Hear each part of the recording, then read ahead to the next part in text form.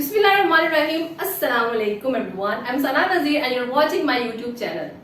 हम बात करेंगे कम्युनिकेशन स्किल्स के ऊपर, क्योंकि मैं जो चीजें YouTube के ऊपर डिस्कस करूंगी वो बहुत सी कॉमन और बहुत सी बेसिक सी होंगी। आपने YouTube पे बहुत से लेक्चर सुने हुए होंगे जो बहुत डिटेल में आपसे डिस्कस किए गए होंगे, बट मैं जिन चीजों को डिस्कस करूंगी वो बहुत ही सिंपल और बहुत कंसेप्चुअल होंगी। लिहाजा पहला टॉपिक जो मैं डिस्कस करने जा रही हूँ that is about communication skills.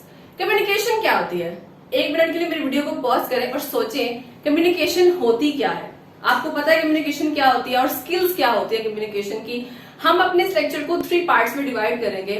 First part के अंदर मैं डिस्कस करूंगी कम्युनिकेशन के बारे में and the second part would be about the language, कि आप कम्युनिकेट करते हुए लैंग्वेज को किस तरीके से यूज कर सकते हैं। और तीसरी चीज की कम्युनिकेशन स्किल्स वो ऐसी कौन सी हैं जो ड्यूरिंग द डिस्कशन आपको यूज करनी चाहिए। सबसे पहला जो हमारा पार्ट होगा that would be the communication. Communication होती क्या है? बेसिकली कम्युनिकेशन एक ऐसा प्रोसेस है जिसमें आप 2 तरीकों से बात करते हैं, verbal and non verbal.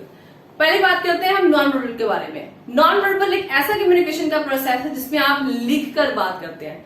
Y? Because आपने बहुत सी बुक्स पढ़ी हुई होंगी, बहुत से आर्टिकल्स पढ़े हुए होंगे, बहुत से ऐसे न्यूज़पेपर्स, जितनी चीजें भी पढ़ी हैं, ये तमाम चीजें आपकी नॉन वर्बल कम्युनिकेशन के बारे में। वाई? बिकॉज वो आपसे लिख कर बात की गई है। जो बुक का ऑथर है या ऐसे का राइटर है या न्यूज़पेपर जहां से आया है, उन तमाम तरीकों में आपके साथ नॉन वर्बल तरीके से बात की गई है। सो जितनी चीजें आपको लिखकर बताई जाती हैं, जिसमें एक ऑथर अपने लिसनर से लिखकर बात करता है, that is the non verbal communication. Now let's talk about the verbal communication. Verbal communication क्या होती है? वर्बल कम्युनिकेशन वही कम्युनिकेशन है जो मैं आपसे कर रही हूँ। लाइक मैं बोलकर बात कर रही हूँ, एक लैंग्वेज को यूज कर रही हूँ, वर्ड्स को बोल रही हूँ, ये मेरी एक वर्बल कम्युनिकेशन है। सो बेसिकली कम्युनिकेशन एक ऐसा प्रोसेस है जिसमें वर्बल और नॉन वर्बल तरीकों को यूज करते हुए हम अपनी ऑडियंस के साथ बात करते हैं। कम्युनिकेशन तो आपकी हो गई। मेरा ये मानना है कि अगर एक इंसान वेल एजुकेटेड है तो उसको अच्छे तरीके से बोलना आना चाहिए। हमारे पाकिस्तान में एक कॉन्सेप्ट है बेसिक लोगों का, the person who can speak English वो दुनिया का सबसे ज्यादा इंटेलिजेंट इंसान है, जबकि ऐसा बिल्कुल नहीं है। हमारे यहाँ इस बात को अगर हम समझ लें कि इंग्लिश जस्ट एक लैंग्वेज है, उसके अलावा कुछ भी नहीं है, तो हमारे बहुत से मसले हल हो सकते हैं। हमारे माइंड में कॉन्सेप्ट शुरू से बिठा दिया जाता है कि हमने सिर्फ इंग्लिश बोलनी है, अगर हमें इंग्लिश आती है मीन्स कि हम कुछ भी कर सकते हैं। नो, अगर आपके ऊपर लैंग्वेज की आपको तमाम डिटेल्स का पता है, आपके पास एक लैंग्वेज के ऊपर आपकी ग्रिप है, इट मीन्स कि you are a good speaker, उसके अलावा कुछ भी नहीं है। आपकी लैंग्वेज का आपकी इंटेलिजेंस से किसी किस्म का कोई ताल्लुक नहीं होता। यस, इट्स अ स्किल कि आप अगर एक लैंग्वेज बोल रहे हैं, एक लैंग्वेज को आप सीख रहे हैं, तो आप एक अच्छे स्पीकर बन जाएंगे, आप उससे इंटेलिजेंट नहीं हो जाएंगे। सो व्हाइल कम्युनिकेटिंग, जब आप किसी से बात करते हैं, जब आप किसी से डिस्कशन कर रहे होते हैं, तो आप एक टूल यूज करते हैं जिसके थ्रू आपका मैसेज आपकी ऑडियंस तक चला जाता है। वो टूल होती है आपके पास एक लैंग्वेज, कि हम लैंग्वेज को यूज करते हुए अपने मैसेज को अपने लिसनर्स तक पहुंचा देते हैं। तो जो टूल आप यूज करेंगे, वो चाहे इंग्लिश हो, आपकी उर्दू हो, कोई भी लैंग्वेज हो दुनिया की, तो जब आप किसी से बात कर रहे होते हैं और जब आप उस टूल को यूज कर रहे होते हैं, तो आप लैंग्वेज को यूज करते हैं। So basically language is that tool कि आप उसको यूज करते हुए अपने मैसेज को अपने रिसीवर तक पहुंचा देते हैं। That is about language. Okay, now let's move toward the third part of our discussion, that is about elements. कि कम्युनिकेशन ऐसी जो स्किल है उसके कौन से एलिमेंट्स हैं जो आपको पता होना चाहिए कि आप इन एलिमेंट्स को अपने माइंड में रखें while communicating. सो पहला जो एलिमेंट है वो है क्लैरिटी। क्लैरिटी क्या होती है? अगर हम लैंग्वेज को क्लैरिटी से थोड़ा बहुत रिलेट करें तो ये बहुत बेसिक एलिमेंट है कि आपकी लैंग्वेज, आपका जो कम्युनिकेशन का प्रोसेस है, जब तक वो क्लियर नहीं है, आप कैसे अपने कम्युनिकेशन का प्रोसेस अच्छा बना सकते हैं। आप ऐसे अक्सर मोटिवेशनल स्पीकर्स को देख लें, अगर आप उनकी बात करें तो वो बहुत ऐसे स्पीकर्स हैं जो उनकी जो डिस्कशन होती है वो बिल्कुल क्लियर होती है। उन्होंने जो बात डिस्कस करनी होती है वो उसी तरीके से बात करते हैं अपनी ऑडियंस के साथ, ताकि उनको समझ आए। अपनी ऑडियंस के अकॉर्डिंगली वो डिस्कशन करते हैं। उसकी रीजन क्या होती है? उनको पता होता है कि उनकी ऑडियंस ऐसी कौन सी चीज है जिसको वो पिक करेंगी, ऐसा कौन सा वो तरीका है जिसके तरीके से अगर वो बात करें, अपनी ऑडियंस से थोड़ी डिस्कशन करें, तो वो उसको अच्छे तरीके से समझ लेंगे। सो आपकी लैंग्वेज में, आपकी कम्युनिकेशन के अंदर अगर क्लैरिटी है, अगर आप क्लियर तरीके से बात कर रहे हैं, जिस तरीके से आप डिस्कशन करना चाह रहे हैं, अगर आप उसके बारे में क्लियर है, तो आपका कम्युनिकेशन का प्रोसेस बहुत ज्यादा अच्छा होगा। And the second thing is passion. अगर for instance I am a motivational speaker, तो मैं अपनी ऑडियंस को मोटिवेट कैसे कर सकती हूँ? मैं इस तरीके से मोटिवेट कर सकती हूँ कि अगर मैं खुद उस टॉपिक के बारे में पैशनेट हूँ, मैं खुद उनको अपनी वर्ड्स के थ्रू, अपने बात करने के तरीके के थ्रू अगर मैं उनको मोटिवेट कर सकती हूँ, तो मेरी ऑडियंस जो है वो इस तरीके को अच्छे तरीके से समझ जाएगी। And the third thing is how you interact with your audience, कि किस तरीके से आप उनसे इंटरेक्ट करते हैं। लाइक आप उनसे बात कैसे करते हैं, आप अपने टॉपिक को किस किस तरीके से लेकर चलते हैं, आप कौन से पॉइंट को पहले डिस्कस करते हैं, किस तरीके से आप इंटरेक्ट करते हैं। ये तरीका डिपेंड करता है आपके ऊपर कि आपने अपने कम्युनिकेशन के अंदर किस प्रोसेस को यूज करना है। देन आपकी मेमोरेबिलिटी, कि आप अपनी कम्युनिकेशन के प्रोसेस को मेमोरेबल कैसे बना सकते हैं। अब सोचें कि अगर आप डिस्कशन कर रहे हैं किसी के साथ और आपकी वो बात मेमोरेबल नहीं है, तो सिर्फ आपने अपना टाइम वेस्ट किया। सो अपनी बात को मेमोरेबल इस तरीके से बनाएं कि आप उस अपनी ऑडियंस के अकॉर्डिंगली बोलें, उनके तरीके से बात करें, उनके तरीके से उनको एग्जाम्पल्स दें, उनको क्लियर तरीके से समझाएं, उनसे ऐसे इंटरेक्ट करें कि उनको ये फील ही ना हो कि आप उनसे फर्स्ट टाइम बात करें। So this was all about communication. I hope कि जो मैंने डिस्कस किया है वो क्लियर होगा। And keep updating for more videos and please subscribe to my channel and please press the bell icon. Thank you, bye bye.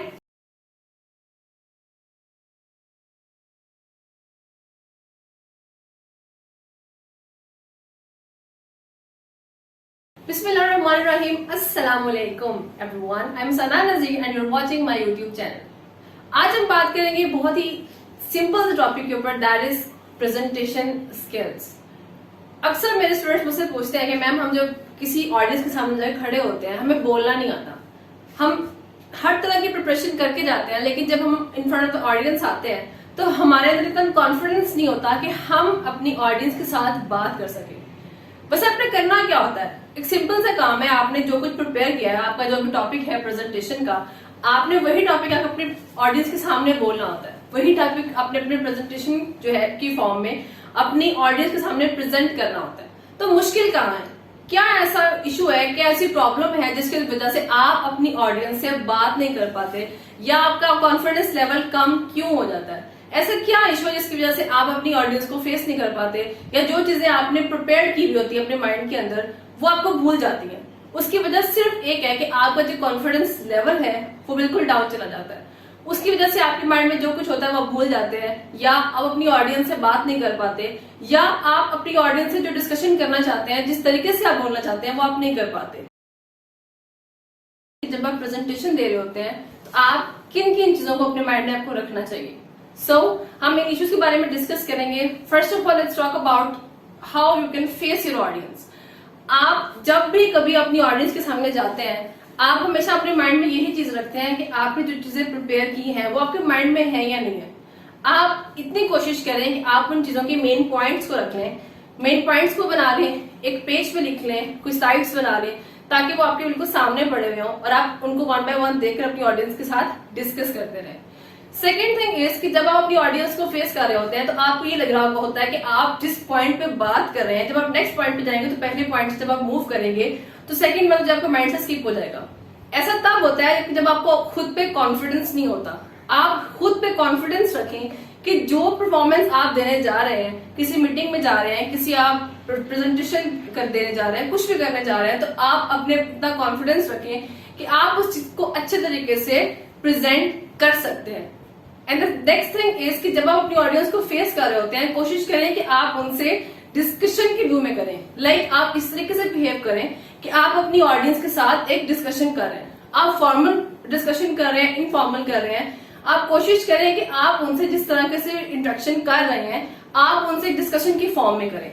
जब आप चीजों को डिस्कशन की फॉर्म में लेके चलेंगे तो आपको लगेगा कि आप अपने ऑडियंस से बात कर रहे हैं। इस तरीके से आपके माइंड में जो जितने भी पॉइंट्स होंगे वो स्किप नहीं होंगे। और उसके बाद जब आप अपनी ऑडियंस से बात करना शुरू कर देंगे, आप खुद फील करेंगे कि आपके अंदर जो कॉन्फिडेंस लेवल लो था वो आहिस्ता आहिस्ता इंप्रूव होता जा रहा है। अपनी ऑडियंस से जो डिस्कशन करें, लाइक आप अपने जिस फ्रेंड से बात करते हैं, किसी भी रिलेटिव से बात करते हैं, एक फॉर्मल तरीके से बात करें और अपनी ऑडियंस को सही तरीके से फेस करें। अब हम बात करते हैं उन तमाम एथिक्स के बारे में, जो प्रेजेंटेशन की एथिक्स हैं, जो आपको ड्यूरिंग प्रेजेंटेशन अपने माइंड में रखने चाहिए। अब हम बात करेंगे तमाम प्रेजेंटेशन के उन एथिक्स की जिनके थ्रू आप अपनी उस डिस्कशन को, जो आपकी डिस्कशन अपनी ऑडियंस के साथ हो रही है, या उस प्रेजेंटेशन को जो आप दे रहे हैं उसको बेस्ट बना सकते हैं। सो बेस्ट बनाने का सबसे पहला पॉइंट ये है कि आप अपना आई कांटेक्ट अपने ऑडियंस के साथ बिल्कुल मेंटेन रखें। समटाइम्स ये होता है कि आप बिल्कुल प्रिपेयर्ड होते हैं, आपको हर चीज क्लियर होती है कि आपने अपनी ऑडियंस से क्या शेयर करना है, बट जब आप अपना आई कांटेक्ट मेंटेन नहीं रखते तो आपकी ऑडियंस की समझ आती है कि आप उनसे या तो नजरें चुरा रहे हैं या आप कॉन्फिडेंट नहीं है, आपके लिए कॉन्फिडेंस नहीं है कि आप अपनी ऑडियंस को फेस कर सकें। और समटाइम्स ये होता है कि आपको कुछ चीजें भूल रही होती हैं, बट आप इस तरीके से बात कर रहे होते हैं अपनी ऑडियंस के साथ कि आप उस टॉपिक को बहुत अच्छे तरीके से क्लियर कर देते हैं। सो मेक श्योर कि जब भी आप अपनी प्रेजेंटेशन दे रहे हैं, अपनी ऑडियंस से बात कर रहे हैं, कोशिश करें कि आपका आई कांटेक्ट अपनी ऑडियंस के साथ बिल्कुल मेंटेन रहे। लाइक अगर आपके सामने ऑडियंस बैठी हुई है तो जस्ट आपने राइट साइड पे लेफ्ट साइड पे नहीं देखना, आपने अपनी ऑडियंस जहां जहां तक आपकी ऑडियंस बैठी है आपने अपना आई कांटेक्ट के साथ मेंटेन रखना है, ताकि आपकी ऑडियंस को बिल्कुल क्लियर हो कि आप उनसे ही बात कर रहे हैं। लाइक अगर आप एक साइड पे देखेंगे दूसरी साइड को इग्नोर करेंगे तो आपकी वो ऑडियंस है तो सो जाएगी या वो बोर हो जाएगी। सो मेक श्योर कि आप अपनी ऑडियंस के साथ डिस्कशन करें तब और किस तरीके से कि आप अपना आई कांटेक्ट मेंटेन रखें। सेकेंड आई थिंक ये है कि जब भी आप अपनी ऑडियंस से बात कर रहे हैं, ड्यूरिंग दैट डिस्कशन आप उनसे कुछ ना कुछ क्वेश्चंस ऐसे कर लें। उससे क्या होता है, आपने कभी फील किया है कि आपकी ऑडियंस जब उनसे बात कर रहे होते हैं बोर हो जाती है? क्यों हो जाती है? क्योंकि आपकी डिस्कशन इतनी लंबी चली जाती है या आप उनसे इतनी ज्यादा बातें करना शुरू कर देते हैं कि आपकी ऑडियंस बोर हो जाती है। सो बेस्ट तरीका क्या है उसको अच्छा बनाने का कि आप अपनी उस ऑडियंस के साथ क्वेश्चनिंग करें, डिफरेंट क्वेश्चंस कर लें कि हम किस टॉपिक पे बात कर रहे हैं, आपका क्या व्यू है उसके बारे में। उससे ये होता है कि आपकी ऑडियंस एक तो एक्टिव रहती है, आपके साथ पार्टिसिपेट करती है, जो डिस्कशन हो रही होती है उस पर पार्टिसिपेट करती है, आपसे बात करती है। And then the next thing is कि आपके फेशियल एक्सप्रेशंस कैसे होते हैं। समटाइम्स हम इस तरीके से बात कर रहे होते हैं कि आपकी ऑडियंस को लग रहा होता है कि हम रूडली बात कर रहे हैं। सो जब भी अपनी ऑडियंस से बात कर रहे हैं एक चीज का ख्याल लाजमी रखें, दैट इज योर स्माइल, कि आप अपनी फेस पे स्माइल रखें, अपनी ऑडियंस से इस तरीके से बात करें कि आपको या उनको फील हो कि आप एक अच्छे तरीके से बात कर रहे हैं। आप रूडली बात ना करें, अपने वर्ड्स को इतना अच्छा लिखें, इतना पोलाइट रखें कि आपकी ऑडियंस आपकी बात को सुने, ना कि उनको ये लगे कि आप रूडली उनसे बात कर रहे हैं। एंड नेक्स्ट इज कि आप जब भी अपनी ऑडियंस से बात कर रहे होते हैं आपकी हाथों की मूवमेंट्स, आपकी खुद की बॉडी लैंग्वेज बहुत अच्छी होनी चाहिए।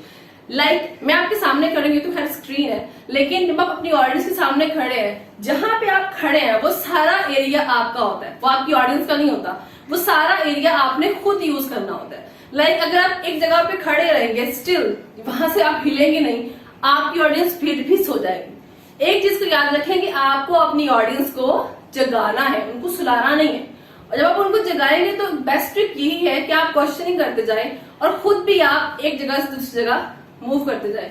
Like the way I am standing here, मेरे पास जितनी भी स्पेस होगी वो मैं यूज करूंगी। लाइक मैं किसी क्लासरूम में खड़ी हूँ, किसी मीटिंग हॉल में खड़ी हूँ, या मैं अपनी फ्रंट ऑफ द ऑडियंस खड़ी हूँ, तो मैं अपने जिस जगह पे मुझे जगह पे खड़ा किया जाएगा मैं वो जगह लाजमी यूज करूंगी, उस जगह पे लाजमी मैं मूव करूंगी। उससे ये होगा कि आपकी ऑडियंस है वो सोएगी नहीं। देन आप किस तरह की ड्रेसिंग करते हैं। अब ड्रेसिंग सेंस जो होती है ना वो बहुत इंपॉर्टेंट होती है कि आप किस तरीके से ड्रेसिंग करके जाते हैं अपनी ऑडियंस के सामने। लाइक कुछ स्टूडेंट्स मैंने देखे हैं जो अक्सर क्वेश्चंस करते हैं और कहते भी हैं और करते भी हैं कि मैम अगर हम प्रेजेंटेशन के लिए जाएं तो हम जो बॉयज हैं वो 3 पीस पहन लेंगे, like they are going for some wedding, any kind of wedding, या उनको लगता है कि अगर गर्ल्स है तो वो बहुत सी ऐसी चीजें पहन लेती है जो एक बहुत बोर्ड लुक देती है। सो आपने ऐसा नहीं करना, आपने बिल्कुल जो टॉपिक आपको दिया गया है, टॉपिक पर डिपेंड भी करता है और आप पर डिपेंड भी करता है कि आप अपनी ऑडियंस के सामने किस तरीके से मेंटेन होके जाते हैं। कोशिश करें कि आप अपने प्रेजेंटेशन के लिहाज से अपनी ड्रेसिंग करें, ऐसे ड्रेसेस ना पहने, ऐसे लाउड कलर्स ना पहने जो आपकी ऑडियंस को बजाय आपकी वो बात को सुने वो आपकी ड्रेस के ऊपर डिस्कशन करना शुरू कर दे। याद रखिए जब आप अपनी ऑडियंस के सामने खड़े हुए होते हैं, फ्रॉम हेड टू डाउन आपको अच्छे तरीके से नोट कर रही होती है कि आप किस तरीके से बात करते हैं, आप किस तरीके से ड्रेसिंग करते हैं, आप किस तरीके से बोलते हैं, आप किस तरीके से चलते हैं, each and everything. So make sure कि आप जब अपनी ऑडियंस से बात कर रहे हैं अपनी हर एक चीज को मेंटेन करके जाएं, ताकि आपकी जो ऑडियंस है वो बजाय आपको नोटिस करने के जो आपने डिस्कशन की है, जिस टॉपिक आपने डिस्कस किया है, उसको एक अच्छे तरीके से देख सके। This was all about presentation skills जो कि आपके अंदर होनी चाहिए। अगर आपको इनमें से कोई भी ऐसी चीज है जो समझ नहीं आई देन प्लीज कमेंट, मैं आपको आपके कमेंट्स के जरूर जवाब दूंगी। और अगर आपने मेरा चैनल सब्सक्राइब नहीं किया then please subscribe to my channel and please press the bell icon. Thank you so much. अल्लाह हाफिज।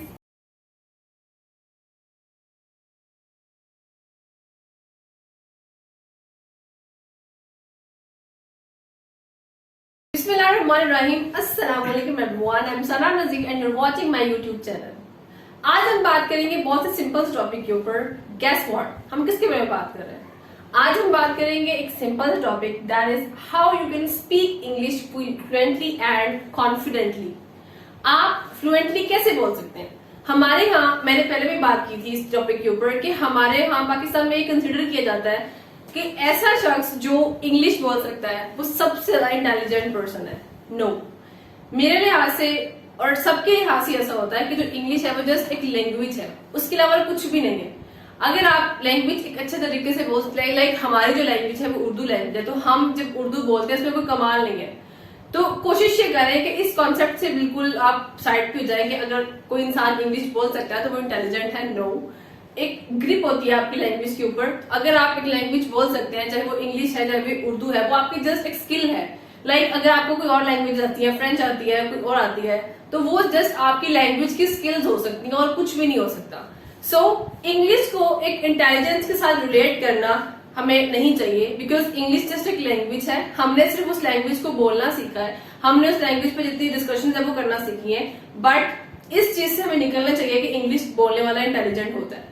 तो आज हम बात करेंगे कि इंग्लिश लैंग्वेज जो है उसको आप फ्लुएंटली कैसे बोल सकते हैं, कॉन्फिडेंटली कैसे बोल सकते हैं।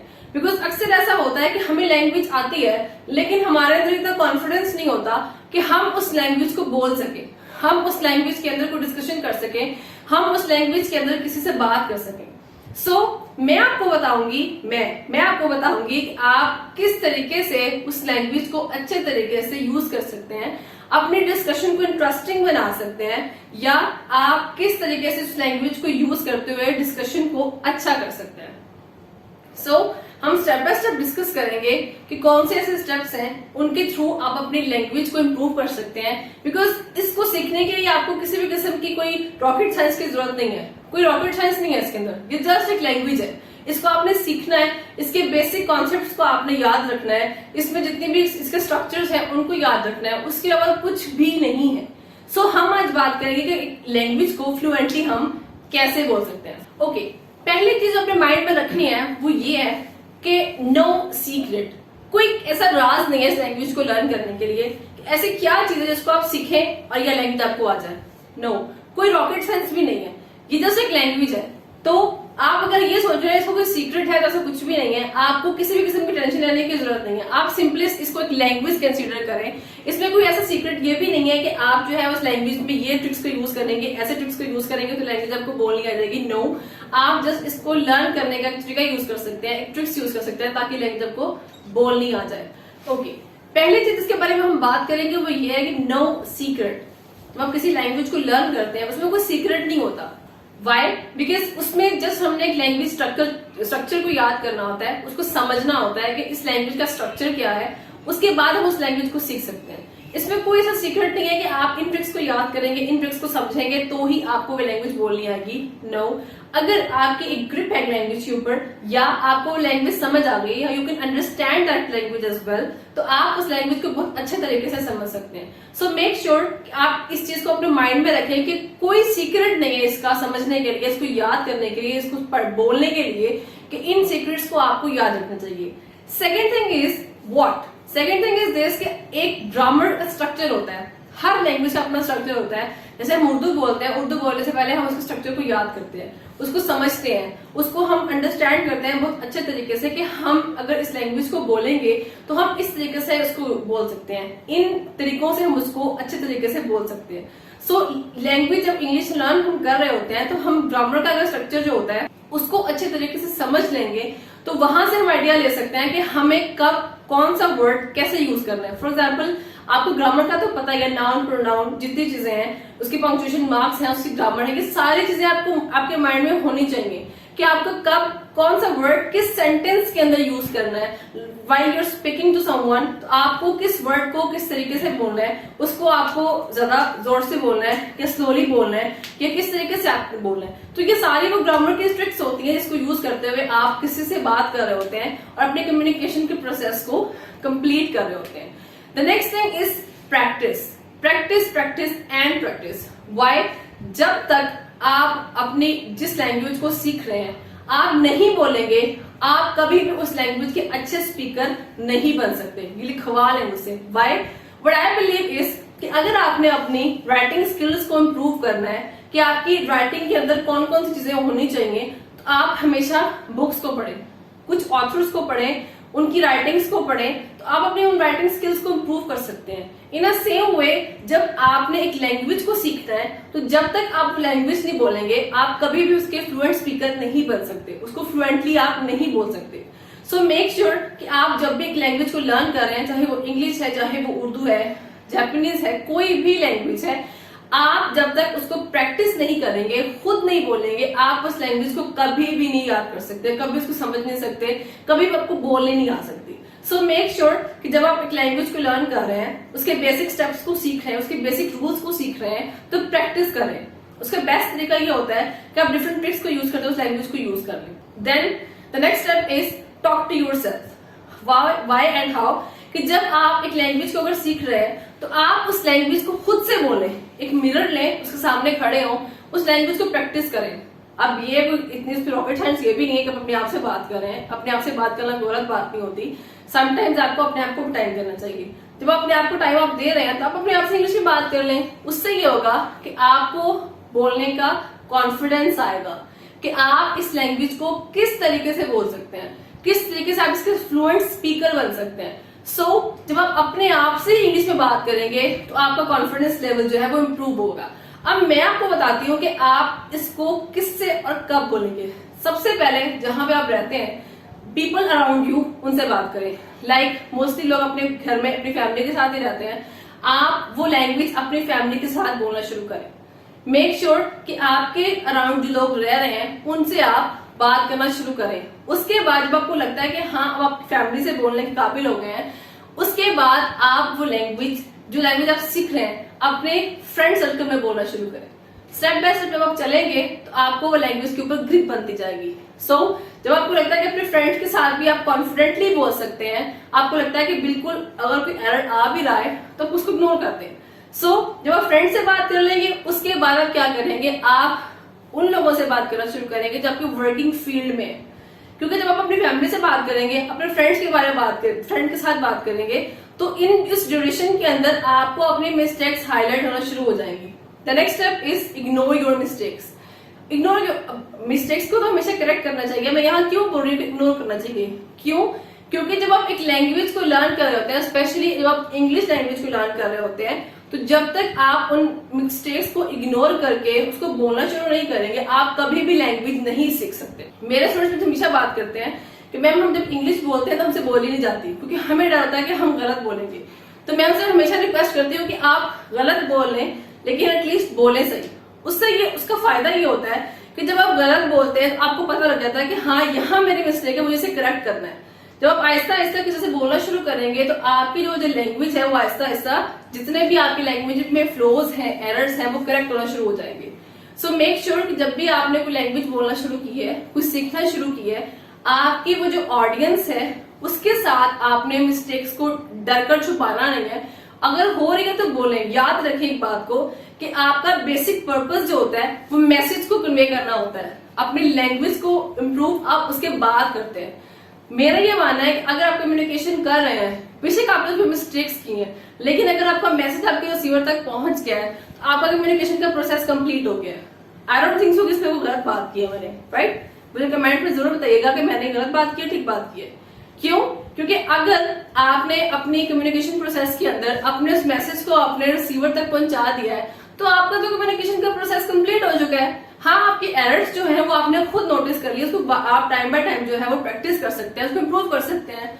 उसके बाद आप कौन सी स्किल है जो यूज करके आप अपनी उस लैंग्वेज को इम्प्रूव कर सकते हैं। आप कोशिश करें ऐसे टीवी शोज को देखें ऐसी मूवीज को देख लें, ऐसी आप कम्युनिकेशन की कुछ वीडियोस को देख लें जिनमें दो लोग या ज्यादा लोग इंग्लिश में बात कर रहे हैं, उसको सुने, उसको समझें। अगर आपको स्टार्टिंग में समझ नहीं आ रही, कोशिश करें उसको स्लो करके दोबारा सुने।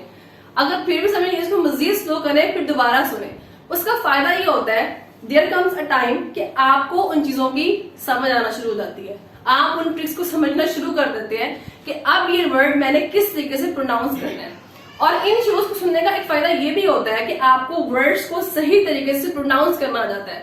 समटाइम्स ऐसे वर्ड्स होते हैं जो हम पढ़ने के बाद बोलते उनको गलत है, उनको गलत प्रोनाउंस करते हैं, उसे बोलते हैं वर्ड्स को प्रोनाउंस करना।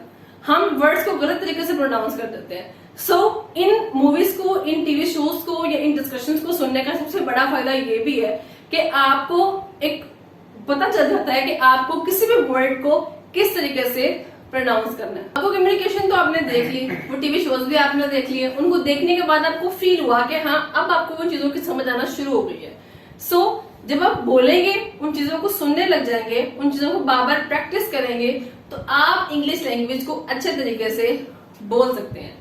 Let me revise all the topics जो मैंने अभी डिस्कस किए हैं। सबसे पहले आप इस चीज को अपने माइंड में रखें, वो क्या कि देयर इज नो सीक्रेट। कोई ऐसी रॉकेट साइंस नहीं है, कोई सीक्रेट ऐसा नहीं है जिसमें आपको ये लगे कि हाँ इस चीज को करूंगी तो ही मुझे लैंग्वेज को बोलना आएगा। नो। सेकेंडली, आप किसी भी लैंग्वेज की ग्रामर स्ट्रक्चर को देखें। अगर आपको पता है कि आपका ग्रामेटिकल स्ट्रक्चर बिल्कुल करेक्ट है तो आप इजीली लैंग्वेज को बोल सकते हैं। हमेशा अपने माइंड में रखें कि लैंग्वेज जस्ट एक स्किल है, उसके अलावा उसका इंटेलिजेंस से कोई ताल्लुक नहीं है। उसके बाद अगर आप एक लैंग्वेज को अच्छे तरीके से बोलना चाहते हैं तो उसको प्रैक्टिस करें। Practice makes man perfect. तो हमेशा अपनी, जब भी आप इस लैंग्वेज को लर्न कर रहे होते हैं तो उसको प्रैक्टिस करें। कोई भी लैंग्वेज, इंग्लिश लैंग्वेज है, कोई और लैंग्वेज है, हमेशा उसके अच्छे स्पीकर बनने के लिए, फ्लुएंटली बोलने के लिए और कॉन्फिडेंटली बोलने के लिए उसको प्रैक्टिस करें। उसके बाद जितनी आपसे मिस्टेक्स हो रही हैं उसको इग्नोर कर दें। टेम्परेरी इग्नोर करना है, आपने इसके बाद इग्नोर नहीं करना, आप उसको टेम्परेरी इग्नोर करेंगे। जब आप बोलना स्टार्ट कर देंगे तो आपको पता लग जाएगा कि आपकी कौन कौन सी मिस्टेक्स हो रही है। आप टीवी शोज देख लें, कुछ ऐसे कन्वर्सेशंस को देख लें, कोई ऐसी वीडियोस को देख लें जिनमें लोग इंग्लिश में बात कर रहे हैं, सो दैट आप उन वीडियोस को देखने के बाद उस लैंग्वेज को समझना भी शुरू कर देंगे। एक चीज होती है कि बोलना आना और एक चीज होती है सुनकर समझना। तो आपने अपने बोलने की और सुनने की दोनों स्किल्स को इम्प्रूव करना है। उसके बाद अगर आपको लगता है कि अभी भी आपकी स्किल्स को इम्प्रूव आप करने की जरूरत है, एक मिरर लें, उसके सामने खड़े हो, अपने आप से बात करें, अपने आप को टाइम दें, अपने इस लैंग्वेज को टाइम दें। जब आप मिरर के सामने खड़े होंगे तो आपको पता लगेगा कि आपने किस वर्ड को किस तरीके से बोलना है। सो this was all about English language, कि आप इंग्लिश लैंग्वेज को या किसी भी लैंग्वेज को किस तरीके से लर्न कर सकते हैं और फ्लुएंट स्पीकर बन सकते हैं। आई होप जो मैंने आपको पॉइंट्स बताए हैं वो आपको फ्लुएंट स्पीकर जरूर बनाएंगे। So thank you so much, thanks for watching my videos. Please subscribe to my channel and press the bell icon. Take care, अल्लाह हाफिज।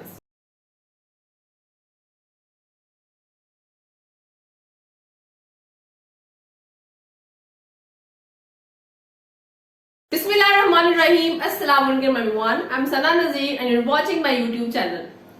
आज हम बात करेंगे बहुत इंपॉर्टेंट टॉपिक के ऊपर। वैसे तो मेरा हर टॉपिक इंपॉर्टेंट होता है क्योंकि मैंने आपसे वो चीजें डिस्कस की है जो बहुत ज्यादा रेलिवेंट होती हैं और वो बेसिक स्किल्स होती हैं जो हर इंसान के अंदर होनी चाहिए। सो हमेशा की तरह आज जो मैं आपसे बात करूंगी वो बहुत इंपॉर्टेंट टॉपिक है and that is CV writing. मेरी बहुत पहले से कोशिश थी कि मैं इस टॉपिक को डिस्कस करूं। इसके ऊपर मैंने प्रॉपर रिसर्च की, बहुत सी चीजें मैंने ऐसी देखी जो इम्प्रूवमेंट की हमें जरूरत है। हजारों मैंने सीवीज ऐसी देखी हैं, बहुत सी ऐसी देखी हैं जिनके ऊपर एक ऐसी ऐसी चीजें लिखी हुई होती हैं जो आपके पास होती ही नहीं है। तो जो स्किल्स आपके पास है ही नहीं वो आप क्यों किसी सीवी के अंदर ऐड करेंगे। हमेशा वो चीज लिखें जो आपके पास मौजूद है, वो टैलेंट, वो स्किल जो आपके पास है, हमेशा उसके बारे में डिस्कस करें। एक्स्ट्रा चीजों को ऐड मत करें। हमेशा हम वो चीजें बताते हैं जो हमें पता होता है कि ये स्किल मेरे पास है, इस पे मैं काम कर सकता हूँ या कर सकती हूँ। सो मैं आपसे बात करूंगी आज 1 पेज सीवी के बारे में। एक पेज के ऊपर जो सीवी होती है वो बिल्कुल काफी होती है और आपकी इन्फॉर्मेशन जितनी रिक्वायर्ड होती है, मेरा नहीं ख्याल कि वो एक पेज से ऊपर जानी चाहिए। सो हम एक्स्ट्रा बात नहीं करेंगे, हम सिर्फ एक पेज के ऊपर अपनी सीवी बनाएंगे। सो हम स्टार्ट करेंगे सबसे पहली चीज के ऊपर। हमारे डिफरेंट सेक्शंस हम बनाएंगे सीवी के, ताकि फर्स्ट सेक्शन के अंदर हमने क्या चीज लिखनी है, सेकंड में क्या लिखनी है और थर्ड में क्या लिखनी है। सो फर्स्ट सेक्शन वैसे तो आपका जो टॉप ऑफ द पेज है उस पर आपकी एक पिक्चर आनी चाहिए। अब पिक्चर से मुराद ये नहीं है कि अपनी सेल्फीज लगा दें या वो पिक्चर लगा दें जिसकी आपको जरूरत ही नहीं है। हमेशा वही बताएं जो आप हैं। अगर लड़कियां हैं तो वो सेल्फी लगा देंगी, या अगर बॉयज बना रहे हैं तो वो ऐसे पिक्चर लगाएंगे जो वाकई दिखने में वैसे लगते नहीं है। सो कोशिश करें आप एक प्रोफेशनल पिक्चर लगाएं जो जिसको देख के वाकई लगे कि हम किसी काम के बंदे की चीज देख रहे हैं। सो कोशिश करें कि एक परफेक्ट पिक्चर जो आपकी टॉप ऑफ द पेज आएगी वो चीज आप उसके अंदर ऐड करें।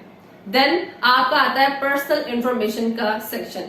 अब पर्सनल इंफॉर्मेशन का जो सेक्शन है उसमें आपने अपनी पूरी जिंदगी की कहानी नहीं लिखनी, उसमें आपने सिर्फ अपनी पर्सनल इंफॉर्मेशन लिखनी है। पर्सनल इंफॉर्मेशन से मुराद your name, your age, currently where you are working, आपकी अगर लोकेशन है तो वो भी उसमें ऐड कर दें कि आप करंटली कहाँ रह रहे हैं, आपका फोन नंबर, आपका ईमेल एड्रेस, और अगर आपकी कोई और वेबसाइट है तो वो भी उसके बारे में आप वहां बता दें।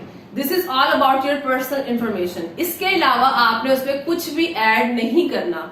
वाई? बिकॉज आपके साथ जो भी डिस्कशन वो करेंगे, वैसे तो आप उस डिस्कशन में भी उनको अपने बारे में कुछ ना कुछ बता ही देंगे, लेकिन जितनी पर्सनल इंफॉर्मेशन रिक्वायर्ड है उसमें की चीजें इतनी काफी हैं। सो कोशिश करें कि इससे ऊपर आप मत जाएं, सिर्फ इतनी चीजें जो मैंने आपको बताई हैं सिर्फ उसके बारे में आप लिखेंगे। Now let's talk about the second section. उसमें बताएंगे कि क्या कौन से ऐसे बेनिफिट्स हैं जो आप उनको दे सकते हैं, why they should hire you. अब ऐसी कौन सी आपके पास स्किल्स हैं जो आपको बतानी चाहिए, कौन सी ऐसी बेनिफिट्स हैं जो आप उनको दे सकते हैं कि आपको उनको लाजमी हायर करना चाहिए। एक क्वेश्चन होता है ना, why they should hire you, तो आपने अपनी स्किल्स के बारे में बताना है जो आपके पास मौजूद हैं कि कौन सी ऐसी स्किल्स हैं, किस तरीके से आप उनको फायदा पहुंचा सकते हैं। आप किसी इंडस्ट्री में काम कर रहे हैं, आप किसी ऑफिस में काम कर रहे हैं, तो किस तरीके से आप उनको फायदा दे सकते हैं। तो आप उन तमाम चीजों के बारे में उसके अंदर बताएंगे कि आपने किस तरीके से अपने आप को बेनिफिशियल प्रूव करना है उनके सामने। अब हम बात करेंगे नेक्स्ट सेक्शन के ऊपर जो है आपका एक्सपीरियंस। अब आपने इसमें यहाँ पे अपने एक्सपीरियंस के बारे में बताना है कि अगर आपने पहले कहीं काम किया है किसी जगह तो आप उसके बारे में बता दें। आपने कोई वर्कशॉप ली है, आपने कोई किसी किस्म की कोई एक्टिविटी की है, तो वो आपके एक्सपीरियंस में काउंट नहीं होती। खुदारा वो चीजें ऐड मत किया करें, हमेशा वही चीजें ऐड करें जिसका आपको एक्सपीरियंस होता है, जो रेलिवेंट होती है, जिसको देख के पता चलता है कि हाँ भाई इस बंदे ने यहाँ पे काम किया है। आप बिना वजह के एक्सपीरियंसेस अगर ऐड कर देंगे तो वो आपके सीवी को भी स्ट्रांग नहीं रहने देते और वो इफेक्टिव नहीं लगती। आप किसी को भी इजीली इंप्रेस नहीं कर सकते। सो मेक श्योर कि आप जब भी किसी सीवी के ऊपर अपने एक्सपीरियंस के बारे में लिखें तो हमेशा रेलिवेंट एक्सपीरियंसेस को ऐड करें। डिफरेंट एक्सपीरियंसेस जो आपने लाइफ के किए हुए होते हैं तो वो रेलिवेंट नहीं होते। सो मेक श्योर कि वो चीजें आप ऐड मत करें। उसके बाद आप बात करेंगे अपने बैकअप स्किल्स के बारे में। बैकअप स्किल्स वैसे तो रेलिवेंट होती हैं कि आपके पास अगर रेलिवेंट टू द जॉब जो स्किल्स हैं उसके अलावा कुछ आपके पास स्किल्स हैं तो आप उनको लिखते हैं। बैकअप स्किल्स से मुराद ये होता है कि मैंने अक्सर ऐसे लोग देखे हैं कि वो ऐसी ऐसी स्किल्स लिख देते हैं कि बंदा हैरान रह जाता है कि ये भी स्किल्स के पास है तो मैं बाकी बंदों को रखने की क्या जरूरत है। सो हमेशा उन स्किल्स के बारे में लिखें जो वाकई आपको आती हो। सो बैकअप स्किल्स में आपको कंप्यूटर का कुछ पता है वो लिख दें, कुछ आपको आईटी स्किल्स हैं, कुछ आप टेक्निकल स्किल्स जानते हैं तो आप उनको ऐड कर सकते हैं। वो आपकी इन बैकअप स्किल्स के अंदर आ सकते हैं कि अगर आपको रेलिवेंट टू द जॉब कोई चीज नहीं मिलती तो आप इन स्किल्स के बेस पे हायर किए जा सकते हैं। अब हम बात करेंगे पर्सनल स्किल्स के बारे में। अब पर्सनल स्किल्स से मुराद आपकी वो हॉबीज नहीं है जो आपने ऐड कर देनी है। अक्सर लोग गार्डनिंग लिख देते हैं, बुक रीडिंग लिख देते हैं। आपने ऐसी कोई बेवकूफी नहीं करनी। गार्डनिंग आपकी एक एक्स्ट्रा स्किल है, उससे उस जॉब का कोई तुक नहीं बनता, कोई उससे लिंक नहीं है। सो प्लीज खुदारा इस तरह की हरकतें बंद करें। अगर आपको गार्डनिंग आती है तो वो आपकी ऐसी स्किल है जो जिससे उस जॉब को किसी किस्म का फायदा नहीं होना। हमने वो बात उस सीवी के अंदर करनी है जिससे जो सीवी पढ़ने वाला है उसको पूरा यकीन हो कि हाँ ये बंदा मेरे लिए किस तरीके से फायदेमंद हो सकता है। तो गार्डनिंग का कोई तुक बनता ही नहीं है। और अगर आपने फिलोसोफर बनना है, बुक्स पढ़ता हूँ, ये करता हूँ, वो करता हूँ, तो उसका भी कोई फायदा नहीं है। वो आप अपनी एक एक्स्ट्रा एक्टिविटीज में ऐड कर सकते हैं। आजकल हजारों स्किल्स हैं, यूट्यूब की स्किल्स होती हैं, यूट्यूबर्स होते हैं, आपको अगर वीडियो एडिटिंग आती है, हजारों स्किल्स हैं, आप उनके बारे में बता सकते हैं। वो आपकी अच्छी स्किल्स के अंदर ऐड हो सकती हैं। सो मेक श्योर कि आप उन चीजों को डिस्कस करें जो कि सीवी पढ़ने वाले को इम्प्रेस करें, ना कि आप अपनी उन एक्टिविटीज को बता दें जिसकी वजह से वो बोर हो जाए, आपकी सीवी जो है वो उठाना भी पसंद मत करें।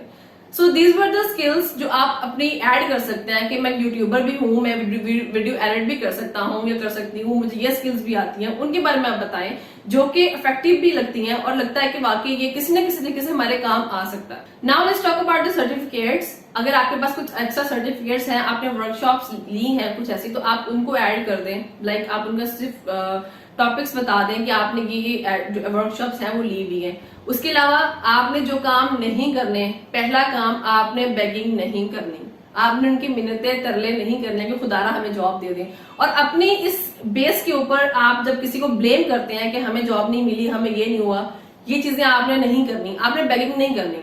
आपने अपने सीवी के अंदर सिर्फ वो इन्फॉर्मेशन देनी है जो उस कंपनी के लिहाज से बिल्कुल रेलिवेंट हो। बाकी हायर करना ना करना दैट्स देयर रिस्पॉन्सिबिलिटी, वो आपकी रिस्पॉन्सिबिलिटी नहीं है। वो आपके इंटरव्यू और आपके परफॉर्मेंस के बाद वो बता सकते हैं कि आपको उनको हायर करना चाहिए या नहीं चाहिए। लेकिन आपने अपने इन तमाम स्किल्स को बताने के बाद जो रिक्वायर्ड इन्फॉर्मेशन हैं उनको ऐड करने के बाद आपने अपनी सीवी को प्रिपेयर करना है। एंड प्लीज मेक श्योर कि आप एक पेज की सीवी बनाएं, उसमें वो तमाम इन्फॉर्मेशन ऐड करें जो रेलिवेंट हो, जिसका लिखने का तुक भी बनता हो। वो चीजें ऐड करें जिससे उस कंपनी को, पढ़ने वालों को पता चले कि हाँ ये बंदा ये बंदी हमें किस तरीके से फायदा पहुंचा सकती है, या why they should hire you. So ये चीजें आप उसमें ऐड कर सकते हैं। तो this was all about CV writing and I hope कि आपको पूरी हेल्प मिल सकती है इस लेक्चर को देखने के बाद। Thanks for watching and please do subscribe to my channel and press the bell icon. Have a good day.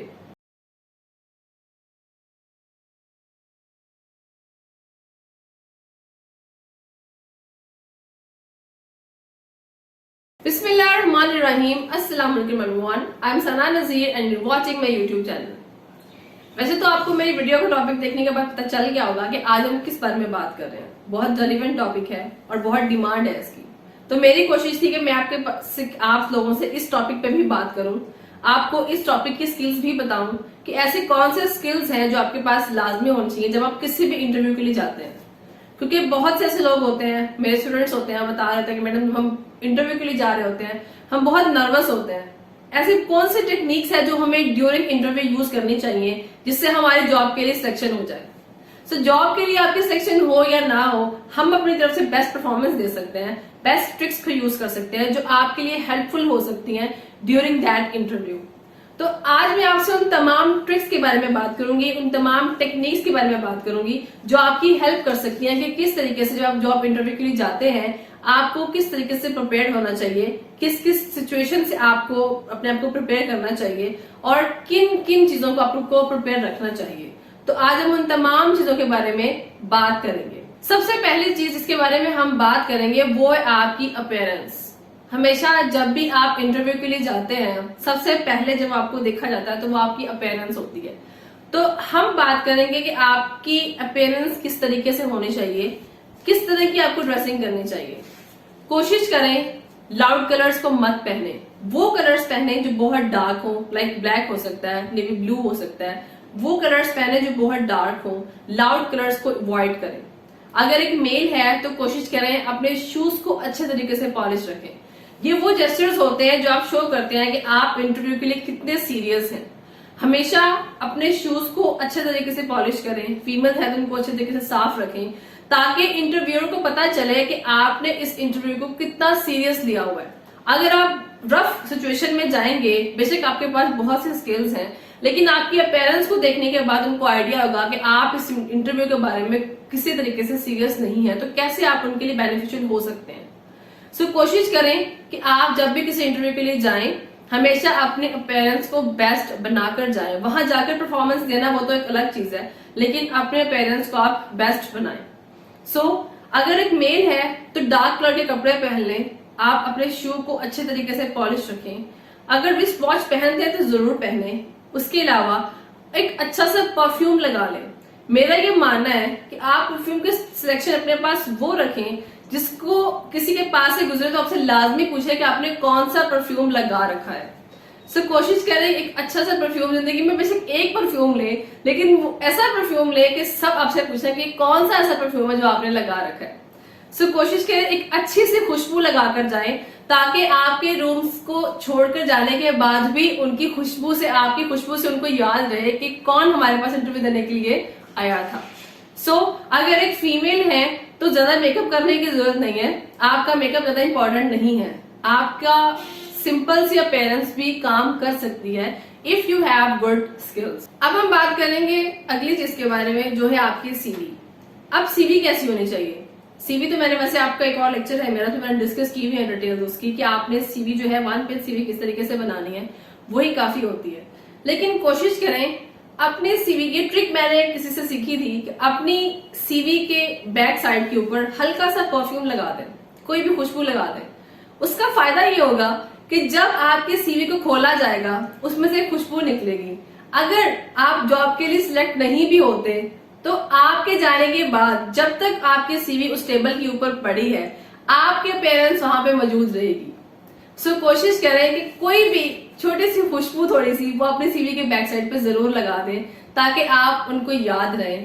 कहीं अगर आपकी सीवी किसी कपबोर्ड के अंदर भी रख दी जाए तो भी आप याद रहें कि किसकी सीवी थी। अपनी खुशबू से आप पहचाने जा सकते हैं। अपने इंट्रोडक्शन के अंदर जब आपसे पूछा जाए एक ऐसा रेफरेंस जरूर दें जो बहुत ज्यादा पावरफुल हो, बहुत ज्यादा स्ट्रांग हो।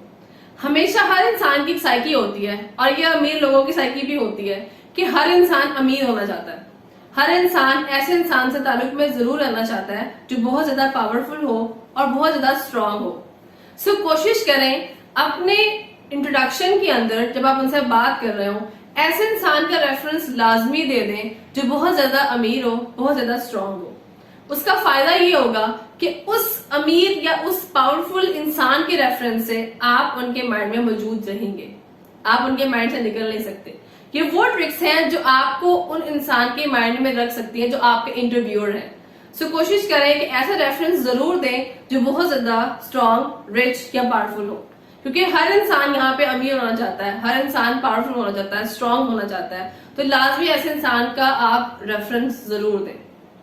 फिर आती है आपकी लॉयल्टी, कि आप अपनी लॉयल्टी के बारे में किस तरीके से उनको बताते हैं। हमेशा जहां पे भी आप इंटरव्यू के लिए गए हैं, अगर आपने दिन में 2 इंटरव्यू भी देने हैं तो हमेशा कोशिश करें कि जिस जगह पे बैठे आप इंटरव्यू दे रहे हैं आपने उनको सिर्फ ये बताना है कि मैं आपसे कितना लॉयल हूं, आपके अलावा मैं किसी और के लिए काम करना कभी पसंद ही नहीं करूंगा। लेकिन इसका मतलब ये भी नहीं कि आपने ये भी कह देना है कि हमारे पास या मेरे पास किसी और जॉब की ऑप्शन मौजूद नहीं है। आप उनको ये कह सकते हैं कि मेरे लिए एक ऑनर की बात होगी कि मैं आपके लिए काम करूं, लेकिन मेरे पास जॉब की कमी भी मौजूद नहीं है। इसका फायदा ये होगा कि आपका एक अच्छा इंप्रेशन उनके ऊपर बन जाएगा, उनको पता चल जाएगा कि वाकई आप लॉयल होकर काम कर सकते हैं। आपकी लॉयल्टी किसी भी जगह पे आप अगर काम कर रहे हैं तो वहां पे बहुत इंपॉर्टेंट है। आप उनको ये भी कह सकते हैं कि सैलरी मेरे लिए मैटर नहीं करती, बेशक आप कम सैलरी के ऊपर मुझे रख सकते हैं, लेकिन मेरे पास ऐसे स्किल्स मौजूद हैं, मैं इस तरीके से आपके लिए बेनिफिशियल हो सकता हूं या हो सकती हूं कि आपको फायदा देकर ही जाऊंगा। अगर आप किसी भी जगह पे टेम्पररी काम कर रहे हैं तो ये उनको बताने की जरूरत नहीं है, इससे आपका इंप्रेशन गलत पड़ सकता है। कोशिश करें जहां पे आप काम कर रहे हैं उन लोगों के इर्द गिर्द ऐसा सर्कल बनाएं जिसमें आप ये प्रूव करें कि आपसे ज्यादा लॉयल इनके लिए कोई हो ही नहीं सकता। तो ये वो सारी स्किल्स थी जो आपकी हेल्प कर सकती हैं किसी भी इंटरव्यू में जाने से पहले या इंटरव्यू में जाने के बाद। जब भी आप किसी इंटरव्यू के लिए जाएं ये चीजें अपने माइंड में लाजमी रखें ताकि आप अपनी परफॉर्मेंस जिस तरीके से मर्जी दें, लेकिन इन टेक्निक्स को या इन स्किल्स को देखने के बाद वो लोग आपको हायर करने में मजबूर हो जाए। Thanks for watching my videos and please subscribe to my channel for more videos and press the bell icon. Thanks for watching. Allah Hafiz.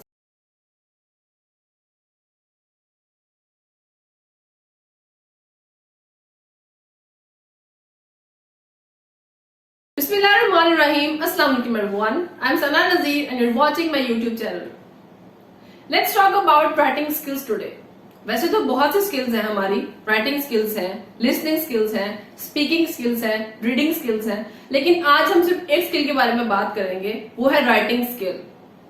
आप किस तरीके से राइटिंग स्किल्स को इम्प्रूव कर सकते हैं और कौन सी टेक्निक्स को यूज करके अपनी राइटिंग स्किल को बता सकते हैं कि आपके पास अच्छी राइटिंग स्किल्स हैं। मैं सिर्फ बेसिक टॉपिक्स पर बात करूंगी, बेसिक टेक्निक्स को बताऊंगी कि किन टेक्निक्स को यूज करने के बाद आप अपने इन टेक्निक्स को इम्प्रूव कर सकते हैं, अपनी स्किल्स को बढ़ा सकते हैं। राइटिंग एक ऐसा तरीका है जिसमें आप अपने इनर एक्सप्रेशंस को बता सकते हैं। अपनी वो चीजें जो आप अच्छे तरीके से एक्सप्रेस करना चाहते हैं अपनी राइटिंग के थ्रू आप बता सकते हैं।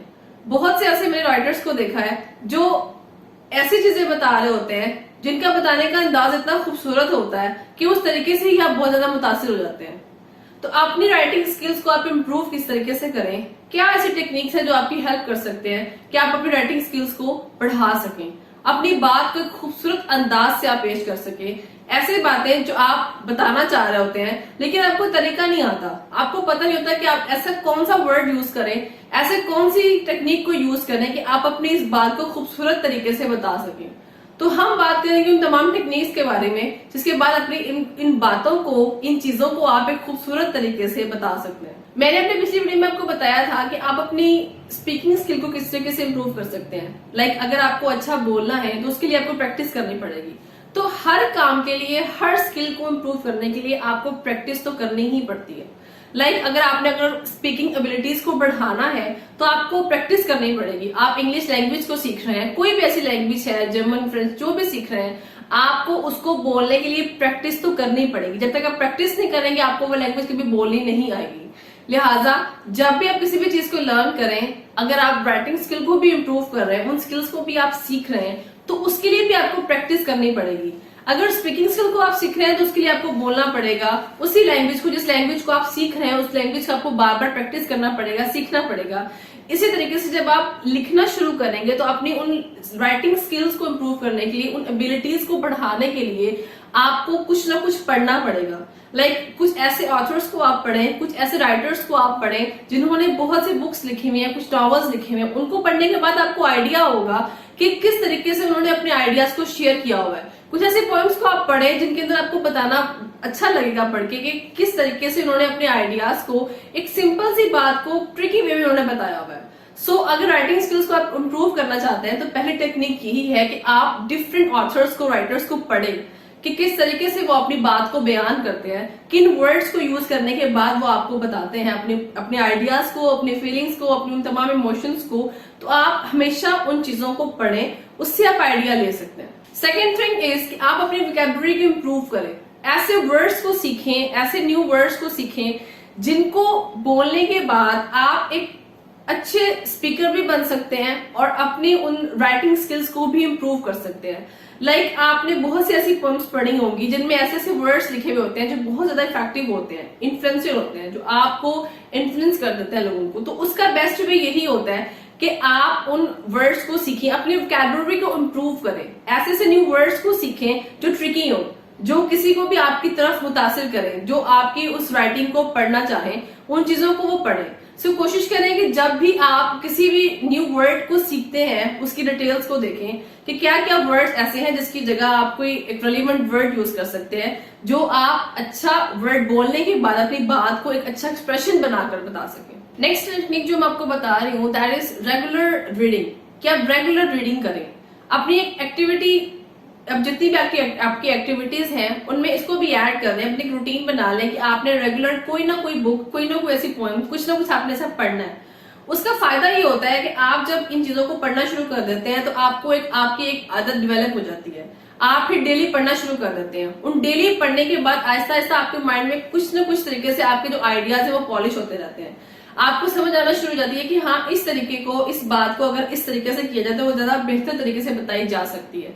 सो रेगुलर रीडिंग स्टार्ट कर दें, रेगुलर उन चीजों को पढ़ें, डिफरेंट राइटर्स को पढ़ें ताकि आपको आइडिया हो कि आपने अपने किसी भी आइडिया को, किसी भी बात को किस तरीके से आपने एक्सप्रेस करना है।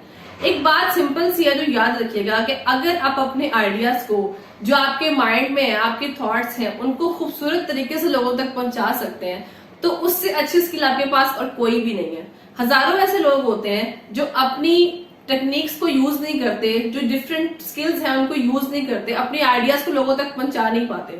उनके पास बहुत सी स्किल्स ऐसी होती हैं लेकिन उनके पास ऐसी ट्रिक्स नहीं होती, उनके पास ऐसी स्किल्स नहीं होती कि वो उन स्किल्स को यूज करने के बाद अपने उन आइडियाज को लोगों तक पहुंचा सके। सो रेगुलर रीडिंग करें, डिफरेंट ऑथर्स को पढ़ें, अपनी वोकैबुलरी को इतना इंप्रूव कर लें, इतने अच्छे वर्ड्स को आप सीख लें, न्यू वर्ड्स को सीखें, बट मेक श्योर कि वो वर्ड सिंपल हो। अगर आप डिफिकल्ट वर्ड्स को यूज करेंगे तो वो आपका एक्सप्रेशन खराब कर सकता है। सिंपल वर्ड्स को यूज करें, ऐसे सिंपल वर्ड्स को यूज करें जिसको पढ़ने के बाद किसी भी आदमी को वो बात समझ आ जाए। नॉर्मली अगर कोई भी इतना खास एजुकेटेड इंसान नहीं है, वो आपकी उस चीज को पढ़ रहा है, लेकिन अगर आपके वर्ड्स सिंपल हैं, सिंपल चीजें हैं ना, अगर आप चीजों को सिंपल बनाएंगे तो सिंपल चीजें आपके माइंड, जब आप अपनी थॉट को सिंपल तरीके से बताएंगे लोगों को, तो वो जल्दी समझ आएंगी और ज्यादा इफेक्टिव भी होंगी। सो कोशिश करें कि अपने उन वर्ड्स को, जो वैल्यूरी आप यूज कर रहे हैं, वो बिल्कुल सिंपल हो। द नेक्स्ट थिंग इज कि अगर आप रेगुलर किसी ऑथर को पढ़ना शुरू आपने कर दिया है, उनके आइडियाज को आपने लिखना शुरू कर दिया है, तो अब आप रेगुलर लिखना भी शुरू कर सकते हैं। स्टार्टिंग में आपको लगेगा कि जब आपने लिखना शुरू किया है कि आपकी चीजें जिस तरीके से आप लिख रहे हैं बहुत अच्छी हैं, लेकिन जब आप डिफरेंट ऑथर्स को पढ़ना शुरू कर देंगे, डिफरेंट राइटर्स को पढ़ना शुरू कर देंगे, तो आप खुद फील करेंगे कि मेरी ये जो राइटिंग स्किल्स है इनमें थोड़ी बहुत पॉलिश की जरूरत है। जब आप रेगुलर लिखेंगे तो ऐसा ऐसा आप अपने उसी लिखे हुए के अंदर इंप्रूवमेंट खुद महसूस करेंगे। अगर आप डेली लिखेंगे, थोड़ा थोड़ा आप ऑथर्स को पढ़ें, फिर लिखना शुरू करें, फिर अपने उस चीज को रेगुलर देखेंगे इस चीज में कौन सी इंप्रूवमेंट की जरूरत है। अगर आप रेगुलर लिखना शुरू कर देंगे, रेगुलर पढ़ना शुरू कर देंगे, तो आहिस्ता आहिस्ता आपकी तमाम जो स्किल्स हैं ये इंप्रूव होना शुरू हो जाएगी। अपने उस स्किल्स को टाइम दें। If you want to be a good writer, तो आपको उसके लिए अच्छा पढ़ना पड़ेगा, रेगुलर डिफरेंट चीजों को पढ़ना पड़ेगा, ताकि आपकी जो ये स्किल्स हैं ये इंप्रूव हो सके। So I think it's enough for today and I hope ये आपकी हेल्प करेगा अपनी राइटिंग स्किल्स को इंप्रूव करने के लिए। Thanks for watching my video and please do subscribe to my channel and press the bell icon too. अल्लाह हाफिज।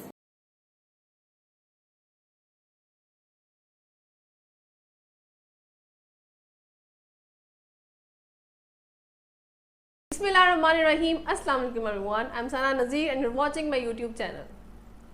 Thumbnail देखने के बाद आपको आइडिया तो हो गया होगा कि आज मैं किसके बारे में बात करने जा रही हूँ। आज हम बात करेंगे स्मार्ट वर्क के बारे में।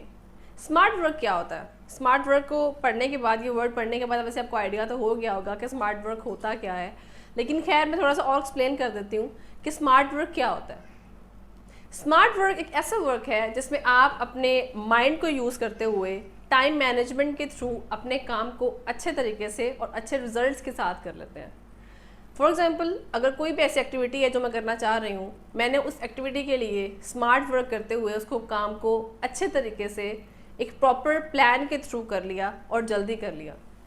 तो आज हम बात करेंगे उन तमाम टिप्स के बारे में जो कि आपको लिए हेल्पफुल हो सकती हैं वाइल डूइंग योर वर्क, कि किस तरीके से आपको काम करना चाहिए, स्मार्ट वर्क आपको किस तरीके से करना चाहिए और किस तरीके से ये आपके लिए हेल्पफुल हो सकता है। तो मैं आपको मैं तमाम वो टिप्स बताऊंगी जिन टिप्स के थ्रू आप अपने स्मार्ट वर्क को कर सकते हैं। तो पहले चीज़ जिसके बारे में हम बात करेंगे वो है आपका गोल। हमेशा जब भी अपना कोई भी आप काम करें उसके लिए एक गोल को सेट कर लें। उसका फ़ायदा ये होता है कि आप जब भी अपने काम को एक गोल बनाकर करते हैं तो आप उसको ईजीली अचीव कर सकते हैं। अगर मेरा एक गोल है और मैंने उसको अचीव करना है, उस गोल को अचीव करने के लिए मैं डिफरेंट प्लान्स बनाऊंगी कि मुझे किस तरीके से अपने इस गोल को अचीव करना है। तो जब भी आप स्मार्ट वर्क करें, जब भी कोई अपना आप काम करें, उसके लिए एक गोल को सेट कर लें। आपको पता होना चाहिए कि आप जब भी कोई काम करेंगे तो उसके लिए आपने कौन सा गोल सेट किया हुआ है। So the second thing is weekly plan. हमेशा जब भी अपना काम करें, अगर आपका एक गोल एक वीक का है तो वीकली प्लान पे काम करें। अगर आपका गोल एक मंथ तक जा रहा है तो फिर भी उसको वीकली प्लान कर लें। अगर आप अपनी चीज़ों को वीकली प्लान करके चलेंगे तो आप उस गोल को जल्दी अचीव कर सकते हैं। हमेशा हम एक टाइम टेबल बना लें कि मैंने इस टाइम में इतने घंटे अपने इस काम को देने हैं। इस तरीके से आप अपने गोल को इजीली अचीव कर सकते हैं। Third thing is do not multitasking. Multitasking means कि आप एक टाइम में बहुत से कामों को मत करें। जो आपका गोल है, जो आपने अपना गोल सेट कर लिया है, हमेशा उसी पे फोकस करें। अपने गोल के अलावा किसी और चीज़ पे फोकस मत करें। हमेशा उसी चीज़ पे काम करें जिस पे आपका इंटरेस्ट है। अगर आपका गोल है कि आपने एक वीक के अंदर अंदर इस टारगेट को अचीव करना है, तो आप हमेशा उस टारगेट के ऊपर ही फोकस करें। उसके अलावा जो मल्टीटास्किंग की आपकी एक्टिविटीज़ हैं उसको मत करें। मल्टीटास्किंग होना is a good thing, but जब आप अपने गोल को अचीव करने में लगते हैं, जब आप स्मार्ट वर्क कर रहे होते हैं, स्मार्ट वर्क के दौरान आप मल्टीटास्किंग नहीं कर सकते। And next is well organised. Well organised means कि अपने प्लान्स को खुद को ऑर्गेनाइज करके चलें। हमेशा ऑर्गेनाइज करने से ये होता है कि आप चीज़ों को बहुत अच्छे रिजल्ट्स, उनके बहुत अच्छे आउटकम्स दे सकते हैं। अगर आप चीज़ों को ऑर्गेनाइज करके चलेंगे, उनको प्लान करके चलेंगे, तो आप उनको ईजिली कर सकते हैं। अगर आपने डिसाइड किया है कि मैंने एक दिन में 3 घंटे अपने इस टास्क को देने हैं, तो आप उस टास्क को इजीली अचीव कर सकते हैं। सो मेक श्योर कि आप हमेशा ऑर्गेनाइज्ड होकर काम करते हैं। Next thing is major results not time. हमेशा हमें जल्दी होती है कि अगर हम अपना गोल को स्टार्ट कर दिया है तो उस गोल को अचीव हम जल्दी से जल्दी कर लें, लेकिन हमें हमेशा अपने माइंड में ये चीज़ रखनी चाहिए कि अगर हम टाइम की बजाय अपने रिजल्ट्स पे फोकस करें तो हम अच्छा और जल्दी काम कर सकते हैं। सो मेक श्योर कि आप जब भी कोई अपना गोल अचीव करने में लग जाए तो टाइम की बजाय अपने रिजल्ट्स पे फोकस करें कि आपको इतने टाइम में आपको कितना रिजल्ट मिल रहा है। आप जितना हार्ड वर्क कर रहे हैं, आपका वो हार्ड वर्क आपको कितने टाइम में कैसे रिजल्ट्स दे रहा है। सो कोशिश करें कि आप टाइम की बजाय अपने रिजल्ट्स पे फोकस करें। Next step is finish what you start. जो चीज़, जो काम, जो भी गोल आपने स्टार्ट किया है उसको ख़त्म लाजमी करें। समटाइम्स ऐसा होता है कि हमने कोई गोल्स बना लिए, अपनी टाइम मैनेजमेंट कर ली, उसको ऑर्गेनाइज कर लिया, एक प्रॉपर शेड्यूल बना लिया, लेकिन हमारे हार्ड वर्क करने के बाद हमें कुछ अच्छे रिजल्ट्स नहीं मिलते। But that's not the ending. आपको हमेशा अपने उस हार्ड वर्क को कंटिन्यू रखना है till the end of your goal. Why? Because अगर आप अपने उस गोल के ऊपर फोकस कर रहे हैं, उसको अपना टाइम दे रहे हैं, अपना हार्ड वर्क करने के बाद उसको अचीव करने की कोशिश कर रहे हैं, सो लाजमी नहीं है कि आपको स्टार्ट में ही उसके गुड रिजल्ट्स मिल जाएं। कुछ चीज़ों के रिजल्ट्स आपको बाद में मिलते हैं और यकीन करें उन रिजल्ट्स बहुत अच्छे होते हैं। सो कोशिश करें कि जो चीज़ आपने स्टार्ट की है उसको आप एंड तक लाजमी लेकर जाएं। अगर स्टार्टिंग में आपको अच्छे रिजल्ट्स नहीं मिल रहे तो आपको लगता है कि आपको और मेहनत की ज़रूरत है। सो कोशिश करें कि आप जब भी अपने गोल्स को अचीव करने में लग जाएं, आप हार्ड वर्क स्टार्ट कर दें, तो आप हमेशा अपने टाइम का इंतज़ार करें कि कब तक आपकी जो मेहनत है आपको रिजल्ट्स देती है। सो जो चीज़ आपने शुरू की है वो आपको लाजमी एंड तक कंप्लीट करनी है। सो ये सारे टिप्स थी जिन पे आपको फोकस करना चाहिए, और अगर आपका कोई भी किसी किस्म का गोल है तो मेरी इन टिप्स को लाजमी अपने माइंड में रखिएगा। एंड आई होप कि ये सारे टिप्स आपकी लाजमी हेल्प करेंगी। अपना एक गोल सेट करें, अपने टाइम को मैनेज करें, ऑर्गेनाइज करें, एक वीकली प्लान बना लें और इन चीज़ों पर फोकस करें। Thanks for watching my video. Keep supporting and please subscribe to my channel and press the bell icon. Thank you so much. Allah Hafiz.